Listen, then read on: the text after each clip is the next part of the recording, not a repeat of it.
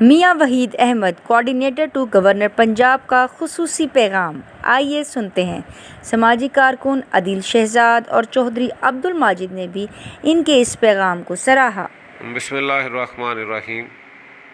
मैं मियां Waheed Ahmad, coordinator governor Punjab, उड़ान news की पूरी टीम को मुबारकबाद पेश करता हूँ ईद की, और पूरी कौम को, और जहाँ जहाँ मुसलमान बस रहे हैं उन सबको मेरी तरफ़ से ईद मुबारक। और आज ख़ास तौर पे बहुत ही दुआओं की ज़रूरत जिनको, ये ईद उनके नाम, फ़लस्तीन के नहत्ते मुसलमानों के नाम जिन पे जुल्म किया जा रहा है। और आज मैं तमाम उम्मत से अपील करता हूँ कि अपनी दुआओं में उनको याद रखिए, अपने रब से उनके लिए, उनकी आज़ादी के लिए दुआ कीजिए जिनके साथ इन जुल्म की जो है ना इंतहा कर दी गई है। और आज पूरे आलम इस्लाम से मेरी अपील है कि अब जो है ना वक्त है उनके साथ खड़े होने का। आज अपनी ये छोड़ के जो है ना वो रियासतों को, अपने अपने खित्तों को आज उम्मत का सोचते हुए आज फ़लस्तीन का साथ दीजिए। वस्सलाम।